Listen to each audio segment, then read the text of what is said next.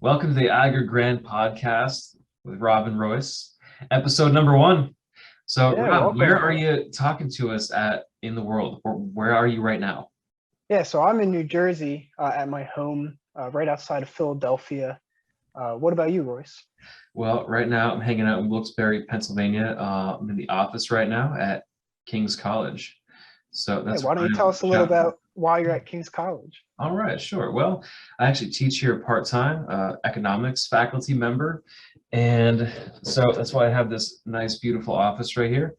And let's see, besides that, that's how you and I met, right? We Yeah, had like a student teacher kind of relationship, and we had great conversations, right? Which bodes well for this podcast. yeah, man. I mean, I remember always looking forward to walking into your class and in your office and just sitting down, talking with you and going through some pretty deep philosophical ideas and Definitely um, some deep stuff. I do think we should maybe stay away from whether or not we're in a simulation on the podcast. Royce gets So, very weird about that to those who don't understand that.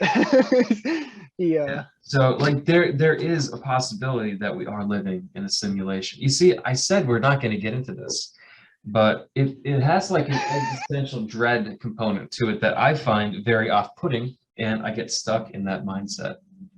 yes, it's a very interesting idea, but we want to talk about simulating plant growth. So to get to that, I first want to preface that when I went into Royce's office one day, I was talking to him as per usual, like we mentioned, and Royce mentioned that he is a huge soil enthusiast. You want to give a little detail about that? Yeah. So I'm super into gardening. I got into soil science because I had no idea really what I was doing with gardening. I just thought like you could put down like some organic fertilizer and like bring in compost and it would make awesome plants. But then I got deeper into it and I started researching things the cation exchange capacity and like which minerals are in the soil. Anyway, I eventually stumbled upon a book from Steve Solomon called The Intelligent Gardener, and he talked about the theory of soil mineral balancing. And so this is like based on different characteristics of your soil, how much of each element should exist, like to make an optimal soil. And so I thought, man, that'd be amazing, like to try and make the perfect soil. And so I started doing these different calculations. And I just realized the math was like super difficult, and each calculation took me a long time to understand because I'm not a chemistry person, like by training. The last chemistry I had, I think, was in high school. And man, I actually did bad in that course. I got a D in my high school chemistry class.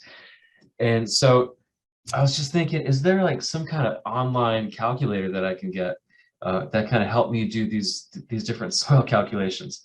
And there was absolutely nothing, like nothing really that could help me do what I wanted to do. There was some stuff out there, but it was more geared towards like farmers that were applying like bags of fertilizer concentrate to their fields. Like it really wasn't good for organic growing. So options were limited, and I thought we like the world needs an app like this for people like me that are interested, that are not like chemistry whiz kind of people that can do like back of the napkin calculations for everything. Like for me, that would take hours. So that's what you and I were starting to talk about because you were getting into programming and you said, that's like totally possible. Yeah, and so you were Yeah. kind of optimistic about the idea of maybe combining them, right? Yeah, I mean, I remember, walking into your office, learning about everything that you were saying, and it just hit me. I was like, it's interesting that he says that like that there's not a need or that there's not something already out there. So I looked it up, and lo and behold, there really isn't. Or if there is, it like costs like exuberant amounts of money and Hmm. just ridiculously behind a paywall. And so Royce and I, we were just like, I was just thinking, I'm like, wow, like this is a great opportunity to apply, like Roy said, my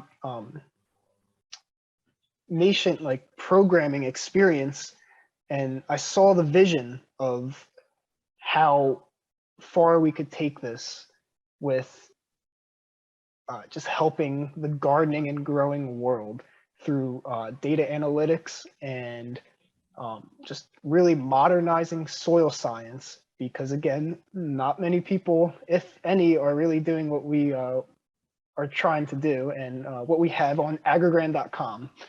Go check that out. Nice plug.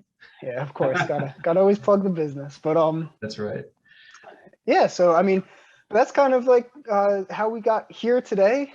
We again just had an idea, realized, holy crap, this is a lot bigger than we originally thought, and we've been plugging away day after day, and now we're just about ready to fully launch, and now we want to be able to share knowledge as well as maybe get some very interesting people on this podcast to talk to and really start a cool community around Agger Grand. Nicely said.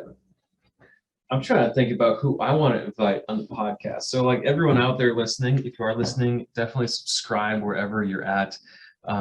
Share if possible, so we can get more people listening to our podcast, because I would like to have some really interesting people on the podcast. So something that I think is helpful for me is that I really am passionate about learning about soil and figuring out how to make the best soil, but at the same time, like I'm really terrible at this chemistry component. Like I'm terrible at the actual science part, but I have incredible levels of enthusiasm here. So like the way that I come at this is from like kind of like the lay person, I guess you could say.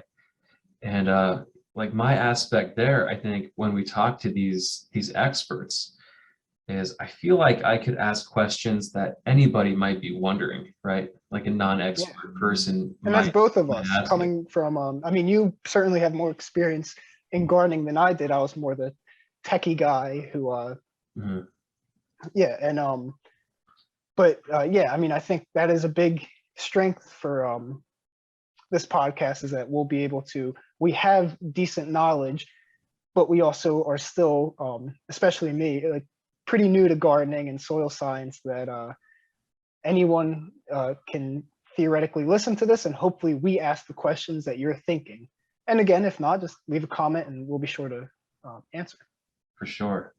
Now, something that I wanted to ask you about, Rob, is because you are kind of like a beginning gardener. You haven't actually grown your own garden specifically, like as a plot of land, right? You're kind of new. Yeah, so about my extent of gardening experience, it goes growing some tomatoes, some peppers in my backyard in like a maybe 3x3 little, maybe even like 2x2 to be honest. Yeah, actually probably 2x2 little land. But luckily for me, I have good soil in my area, as I did get a soil test, and we did analyze that, and we found that I definitely have good soil. I'm very so South Jersey area. There's a lot of, especially in the Camden County zone, there's a lot of clay. And so, correct me if I'm wrong, but I know clay that holds water better, just because it's more condensed, and just the molecules are much more fitted to holding water, as of, say, sand, which is much more sparse and the particles are more separate, and so it's more aerable, and it tends to drain easier than clay. And not saying that either soil is better, but I just think in this area it helps a lot to have that. And so I didn't really have to do much work. Getting back to my point with gardening, I just had to water it a little bit and watch stuff grow. And that's the whole point. And that's the whole reason. Healthy soil makes healthy plants, right? So our goal is to let everyone have healthy soil, let the whole world just be a big, healthy soil cushion that you walk on. For sure. And I guess getting more to my experience too, I've been doing a little bit of composting, but I've actually been struggling with that. So maybe you can guide me and help guide everyone else, because I'm sure that other people aren't experts at composting. Yeah. But I'll quickly just say like my personal experience. So I have a little turn composter. What's that name? I forget. Just like a barrel style, like you're gonna throw like Yeah. food scraps in it and kind of like spin it every couple days or something like that. Yeah, it's this like cylindrical little barrel that you have like a turn wheel and you just turn it every couple days. And so like you said, I like get food scraps and throw it in, and I like get newspapers, I shred it up. I've been having problems with both either not enough food scraps or just yeah, I guess like I've just been having problems like mixing together like between the browns and the greens, I think it's called, right? Yeah, right. So you're looking at carbon to nitrogen ratio. I've actually been researching quite a bit about that. I actually do little tests with like compost experiments. I'll do like 10 gallons at a time. And like my compost, I'm doing it a little bit different. Yours, you're like adding food scraps a little bit by bit. I do my compost in like big volumes at a time. Um, I find that like something like 5 to 10 gallons, if you make it all at once and you just kind of hang it out in one area like a bucket, it'll definitely heat up in like compost and everything. So I'm shooting that like maybe 15 like 15 parts carbon to 1 part nitrogen, up to like 25 carbon to nitrogen. Like to actually determine that, I think you have to get like a test on it, Okay. right? Like each amendment. Mhm. Um, but you're just kind of random, right? You're like, you have like some pepper scraps left over from like chopping up a pepper, or like some tomato scraps, and you have to mix with carbon somehow, right? So are you doing like paper? Are you doing cardboard? Yeah, so I have newspapers that I've been throwing in. I shred that up. Nice. Some cardboard. I remember sitting outside one day and even spending like 30 minutes just hand shredding while listening Yeah, to a podcast and just like I've done that. um Nice. but I tend to get lots of flies. So I think my problem is maybe not turning enough, or again, I either like have too many, or there's like not enough to like really be doing something that. Right. I just think it's a volume thing. Hmm. Maybe if you like save up your scraps and if you could potentially just like freeze them or something like that, like put them in the freezer maybe. And then if you get enough scrap material, you can, add to your, cardboard or paper and just do like a big batch all at once. I think you might get enough heating that's necessary to kill those, fungus gnats and flies and stuff like that. Okay. Yeah, I'll definitely. Mine gets like real hot. So I've been doing actually, I get, like the fuel pellets, like people have like the wood pellet stoves, and they could buy like a bag of like wood pellets to actually cook in there and, generate heat. Hmm. People use them for like, smoking meats sometimes. It's just like Mhm. hardwood pellets, like minus bark. And if you add water to it, they like fluff back up and it becomes like sawdust basically. So I've been Well, using that as my carbon source, and I've been using a bunch of other things as like my nitrogen source and like for everything else. So I ground up I found like some old oats in like the cabinet, and it was just like regular oatmeal oats. And so I used my Ninja blender. I have like a little bullet style blender, so I just blended up all the oats and I mixed that. I had a ratio of probably like 50-50. I do like five um, what the heck was it? It wasn't 5 gallons. I did like a gallon of like the wood pellets and then a gallon of the like the oats, and that actually seemed to heat up pretty well. I think I did like a 10-gallon total size batch. I would like combine them together, add the water, and my moisture level was such that if you took a handful of this stuff and you squeezed it really hard, like only one drop of water would come out the bottom of it. It was just like a sawdust paste. huh. And so 3 days later, man, this thing was like, it was hot. Like it was so hot that I couldn't put my hand in it. So I recently bought a compost thermometer. So it's just like, it has a shaft on it, like 2 feet long. And I measured the temperature after this process was going on for a while. It was like 110 by the time I got to it, but I'm sure it was probably 150 maybe in like the whole, like, the middle of that process. Yeah, that's the good stuff though. Yeah, right. So like I don't know, like nothing's living in there. Like there aren't like flies or anything. I don't think the flies like that. So that's a big enough batch like to get the heat going. So So that's kind of different from your composting, right? yeah, I was gonna say, so would it be okay to do that with a turnstile composter? Um, you know what I mean? Yeah, Like, can it have like get it that hot inside like this big plastic bin? yeah. I think yours has air holes for sure, right? Hmm. So as long as you can get some air exchange going there, actually that would be easier. Mine, I have them. So my like compost experiment is in a 10-gallon fabric pot. And for those of you who don't know what a fabric pot is, it's basically like a thick, like a landscape fabric that you would lay down like a weed barrier, and it's just like sewn into like a pot shape. So mine's sitting in there, and every couple of days I like to take it out and put it in like a big Rubbermaid bin and just kind of aerate it by hand. So for you in that like that little turnstile bin, like that would be really easy. You just have to spin the bin and you would get everything mixed up and aerated and things like that. I think it's useful every couple of days to do that, just to check on moisture levels. If it gets too dry, like the composting will kind of slow down. And if it gets too wet, I think you might risk going anaerobic, like there won't be enough oxygen there, and it'll start to really stink. You'll get kind of like a putrid odor to it. Um, it'll just not be nice. Definitely get some flies then. Yeah, So sorry. that, I was trying to find there was this give me you keep talking. Let me look sure, something up real quick. sure. Yeah, so like I was thinking about different carbon sources to actually make this happen, and I was considering like wood chips, which are kind of big, right? Shredded paper, which is kind of a pain to do. I settled on trying to do like the sawdust, and instead of going to like a mill and loading up like a bunch of buckets worth of sawdust, I figured for $7 I'd just buy the bag of like wood pellets, and it actually turns out that is like really great material for making compost out of.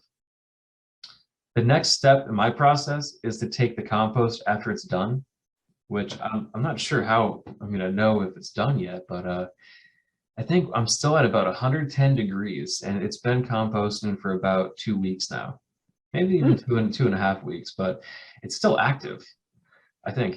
So whenever that cools down, I think I'm going to try to add worms to it. I do European night crawlers as my worms, and right now they're kind of in a bin by themselves, and they are munching on a mango.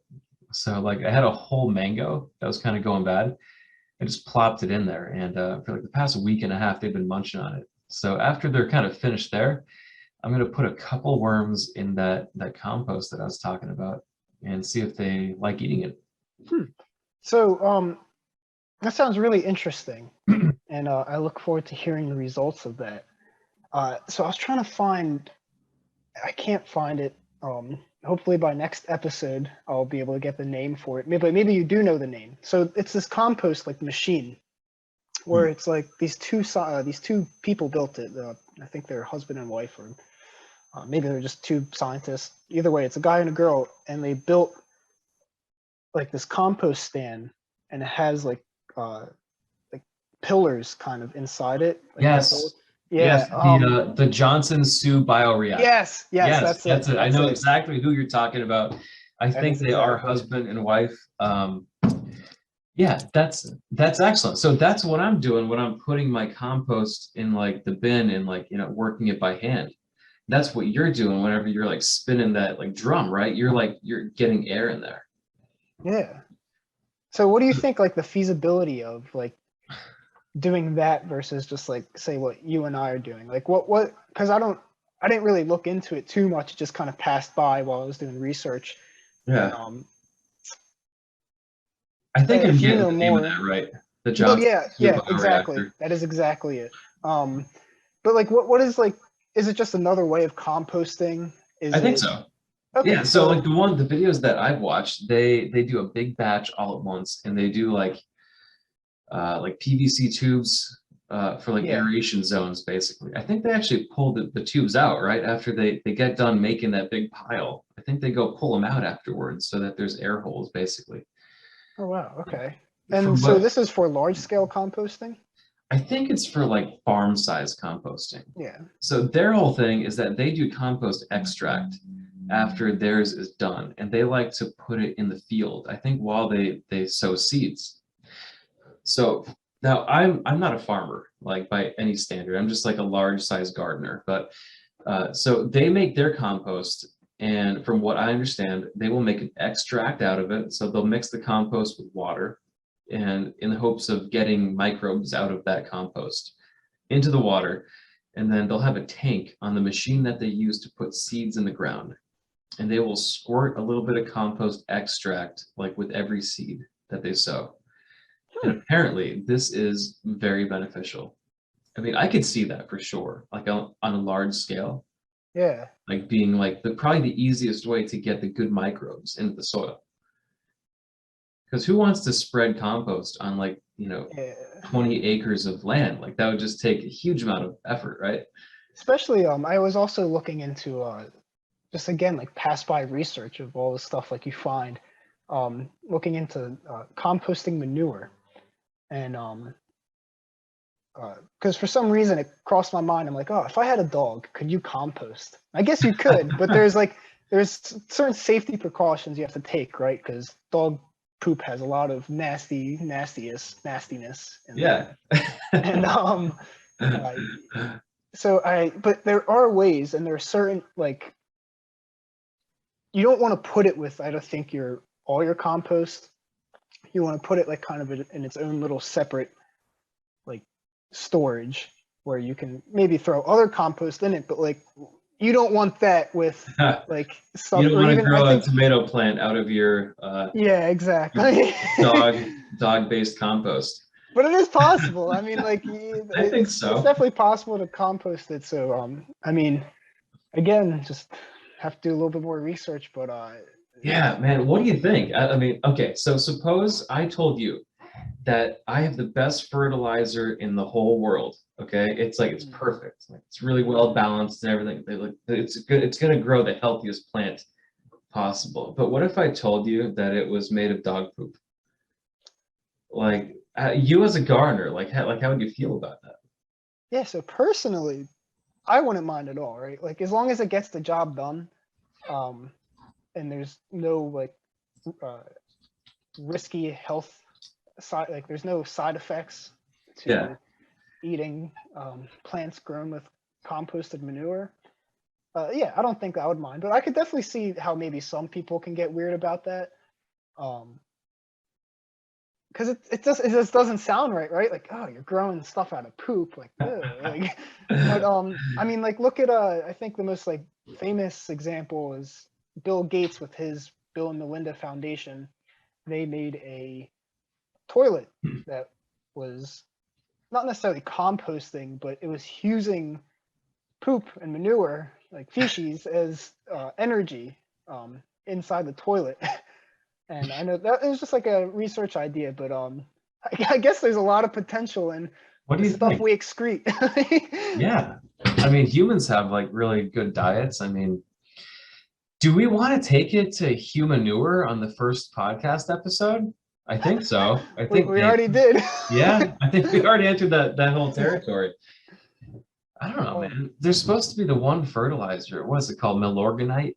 That's made out of like a waste stream for some. I don't know if it's like a human waste thing, but it definitely smells bad. The Milorganite product. They sell it at like the big box stores. Now you say like when you're doing like your like high quality compost. Yeah. You say that smells great, right? Like I haven't gotten that yet. Like I want to be able to get that. Oh man, yeah, it smells really cool. So I think the gosh, what is the bacterial species that makes it smell like that? I think it's oh man, what is that one? Actinomyces, I believe it is. Actinomyces, it looks like fungus almost, and in every one of my batches of compost, after it's like done being really hot, I'll look at it and there's white like fuzz all over the inside of it. So I'll break it up and like it looks like soil almost. It has like crumbly bits to it. I think that's what gives it its earthy smell, this stuff. And yeah, mine always starts looking less like the input and more like, finished soil actually. Feels Yeah, like it takes dirt. on its own form. It's It does interesting. take on its own form. Yeah. I've done compost with like cow manure though too. I would take like already kind of like cow manure that's been already sitting around for a long time. It kind of smells like a barn a little bit. And I would just let that go with my amendments. I would just mix them in and then let it sit. And that makes a nice product too. It's really kind of, I don't know. I guess I would call it like um like the boxed cake mix. It's like I don't want to get like sued or like whatever, but like the Betty Crocker cake mix or whatever it is. Yeah. You know how it has like a interesting kind of texture to it? It's like really light, Yeah. really fluffy, like it's kind of weird. Like it's not Then it similar to turns anything into a else. cake. Yeah. Yeah. So like that's kind of what it feels like when that compost is like dried out. The stuff that I Huh. make from like the cow manure. It's really nice stuff. And when it gets wet, it's like kind of muddy like a brownie is. It's weird. Huh. Yeah. Interesting. Plants like it though. It's got me thinking now. Like, I wonder what's going on in the like the microbial environment inside compost. Because I mean, from learning about how plants are grown and just what makes like good soil, I've learned that there's a huge um, mutual relationship between a plant and the microbial. It's called the rhizosphere, right? It's that atmosphere where all these microbes and what's the next level above a microbe? I forget what they're called. Oh my gosh. But Is yeah, there like is it like a macrobe? Does that exist? If there's a maybe. microbe, is there a macrobe? Yeah, but like it's Are like we the the macrobe? bugs that are like the bugs that eat the microbes. Like Right, right. they're They're not like big the enough to like they get tiny eaten too. spiders, like little Yeah. spiders, little beetle looking things, Yeah, exactly, stuff like exactly. that, right? Um, but The yeah, I food mean, there's chain. this huge like mutual relationship between the microbes in the soil and plants. And for instance, the plants like exert root exudates, which kind of like call the microbes to like give them the specific nutrient they need. It's absolutely wild. And then you can inoculate uh, the micro or the, I'm sorry, the plant roots, and that just helps the inoculation will just help the microbes. It'll either add more microbes in the rhizosphere of the plant, or it will just like it adds more beneficial microbes to be able to get the nutrients that the plant needs through the roots. And another weird fact. I'm Hmm. sorry, there's just a weird Oh, fact that no, go just popped in ahead. my mind. Plants know when other plants are growing next to them. That's like mind blowing. Like Did what you look at that the? one study? I think they did the study, right? Where they have two Yeah, like pepper seedlings next to each other, and they would and like cover one with glass and then not the other one, right? They yeah. like talk to each other through the air somehow. Yeah, there's some voodoo going on with the plants. There's Like total voodoo going on. they just it's just wild. Like they're able to recognize like and that's what helps them like determine which paths to take. And I mean, dude, plants are wild. But anyway, I guess back to the point though, like I definitely want to do more research now into the microbial life of compost because I haven't been looking into that too much because I've been focusing just solely on basic soil and all that sort of stuff. Before I talk a little bit about the compost microbe, have you ever seen the movie called The Happening? You know, It's remind with me. Mark Wahlberg in it. Oh man, Yeah, it's yeah, like yeah, yeah, yeah, yeah, yeah, yeah. the plants start killing I mean, like the plants release like some kind of chemical and it like causes Hmm. the people to like kill themselves basically, like I know what you're immediately. talking about. That's wild. I mean, I That wonder, was a like, crazy movie. stuff like that probably could happen. I guess Right? nature, we've been lucky enough that nature didn't take that course yet. I bet that actually happens though, like to some plants or insects or something like that. Dude, I mean, I don't want to keep getting off topic. I feel like a common No, theme no, no. maybe That's in what the this, podcast is, yeah, right? in this podcast, I just want to tell the viewers though that I hope that they don't mind that we like probably will take some many turns in our conversation, and but we'll always be able to get back on track, I promise. But I think you're going to keep us on track. I'm going to want to talk about things like that happen. But yeah, yeah, man. yeah, Well, no, go so you ahead. know what? Go with your microbe story. The microbe story? What about the compost? Yeah. Yeah, yeah, let's talk about that. So from what I understand, there's different classes of microbes that like do compost, and it's all based on the temperature that they're willing to operate at. And man, did you know that some compost can actually catch on fire when it's composting? You ever hear about that? Yeah, I believe it. I mean, Yeah, like in Florida, if you do like a big compost pile, like it's wicked hot there in Florida, like the yeah. sun energy, like beating down on like the compost pile will actually cause it to catch on fire. So you have to make sure there's enough water on it so it will not catch on fire. Um, but like what kind of microbes are active at like 160 degrees? Like those must be extremophile microbes. Yeah, you know that I'm thinking about it now. I remember hearing that microbes, they tend to be like us. They like room temperature, right? They thrive the best in room temperature, like 70, 80 degree-ish temperatures. Whereas, like once you start upping the heat or making it much colder, their activity obviously lessens, or it yeah, like and they're not as active. I think they might still be there, especially like if it's cold. They'll still be around, just kind of more like dormant. And yeah, so you know, man, I don't think there's probably much microbial life going on in like real good hot compost. If it's above like 120, I'm gonna place a bet saying that, or even like 100. I'm gonna place a bet and say there's not as much microbial action going on as maybe as I thought. Really? I'll definitely do a follow up to this because I don't want to mislead anyone, and I mean, yeah. So That's an next interesting episode, hypothesis, Matt. So you're saying like the actual amount of bacteria or like the number of species? what do you mean? As far as when you say that like above, I don't know, just like you said, above like 120, that's like what you're supposed to cook fish until, right? Like, you know, like Yeah, to have food be safe, like you're supposed to have like fish goes to this temperature, beef goes to this other temperature. Like compost is like it's working like in like the food safe temperatures, which is kind of strange. So like well, after a certain point, like is most of that bacteria killed off basically? It has to be. I would imagine, especially probably towards the center. So a question I just thought of that Mhm. maybe someone else thought of, if they again don't know much, is why does compost get so hot? Why does it get hot? I don't know. It's the same reason you get hot when you exercise, right? Through wow, I'm Just definitely not energy. It's just energy right. being released um, Yeah, energy being released or used, right? That or generates used. heat. Yeah.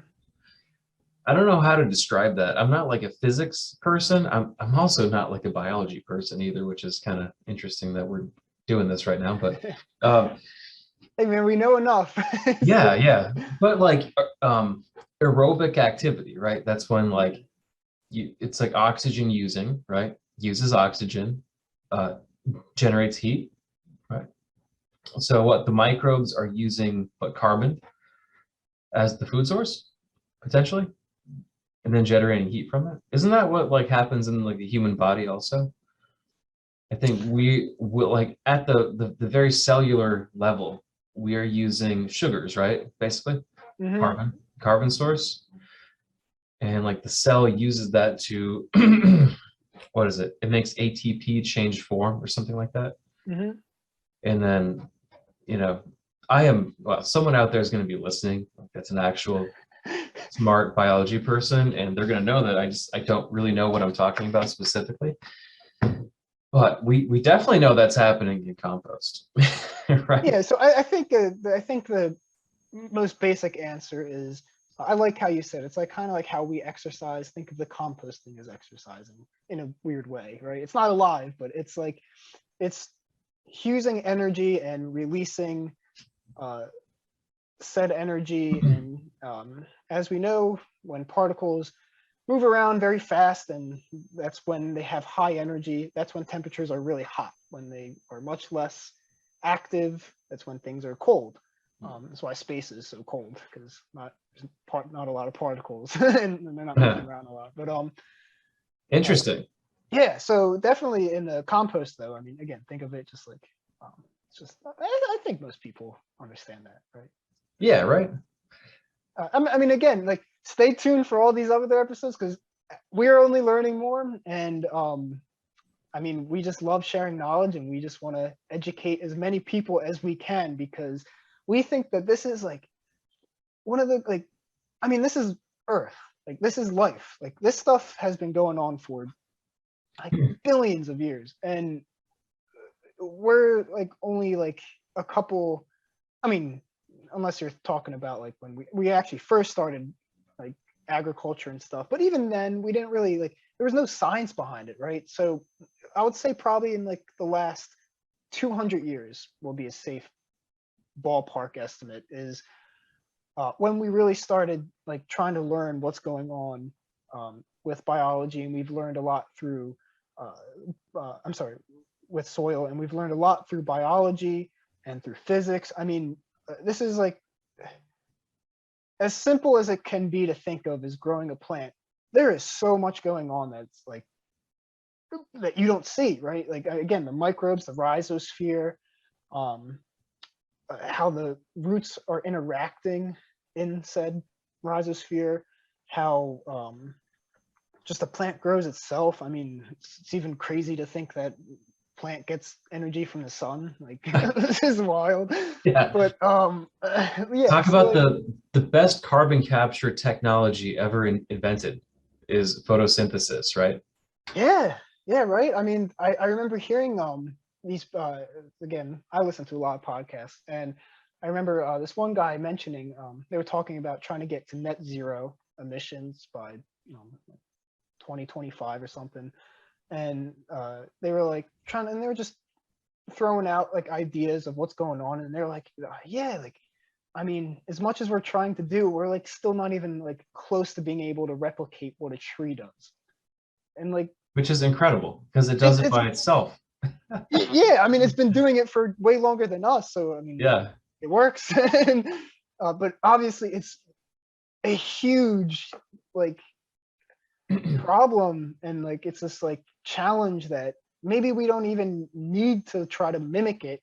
Maybe we should try to use what's already working. So for instance, use the environment to capture carbon, and not try to make up I mean, I'm not saying don't try to come up with some innovative solution to sequestering carbon through ion exchanges and stuff, but I think that people are trying to push for that too much, right? Like we're not really focused on like, oh man, like why don't we use what's working? Like again, easier said than done, but like you know Yeah. what I mean? Like use the environment, use what's been going on for the past life of like span of Earth, and just really like yeah, I don't know. I'm big into like using what I call the natural communities, which are in an area you have a natural community, which is say for instance you have like a birch forest, and um, inside that forest you have like the birch trees, you have like maple trees, you have like that's like the upper canopy, then you have like a lower canopy which is like shrubs, and then you have even a lower level which is just like basic plants. And I think, and part of Agger Grand's mission is we want to be able to help people grow inside that natural community, right? We want to be able to help people use the environment. Like I was saying, like we're really like just analyzing soil and plants and microbes, and we're saying, okay, like this is what makes them do their job the best. We're not coming up really with any like novel idea of how to do it. because we're letting the plants do it. Yeah. So Um, you're taking advantage of a natural system like that already exists. Like it's probably the easiest way that we can even deal with this issue of, carbon in the atmosphere is to use plants to do that. So yeah. you can actually measure that on a soil test, right? So you can send in your soil sample, and on that report is going to be a soil organic matter um, figure. And so if your soil organic matter is going up, that means that the carbon that your soil is storing is also going up. So that soil organic matter, it's made up of different fractions. Like some of it is stable carbon in there, like that's never gonna go away. I mean, not never, but like think about things like forest soils, they have a lot of organic matter. If you go to like a pine forest, like the ground is really soft. Like there's a lot of organic matter there. And some of it's stable, like it can't be used up by microbes or anything like that. It's just kind of there for the long term, like hundreds of years at least. Some of it is carbon like that's being cycled around between microbes and the plant and whatever else, and some of it is can be made up of like different types of particles that really don't interact with anything. So soil carbon, right? It really doesn't matter what form it's in, as long as it's there in the soil, whether it's there long term or the microbes are using it. As long as it's in the soil, then it's not in the atmosphere, right? Mm-hmm. So if we could increase the soil organic matter content, then we could really put a dent in climate change. That's wild. Using like your front or backyard, right? Like you measured your soil's carbon level, and so you can actually use your front lawn like to do your part in minimizing the amount of carbon in the atmosphere. Imagine if every gardener did that. Like we could increase soil organic matter content by say fivefold, right? That's a huge amount of carbon that's missing from the atmosphere now. Hey guys, it's Rob here. Sorry for the abrupt ending. The last 8 minutes of our conversation got cut out on my end, but we decided to keep rolling with it and upload this anyway. Please feel free to leave any comments, questions, critiques, anything down below in the comment section. Thank you so much for listening to the Agger Grand Podcast. Happy growing.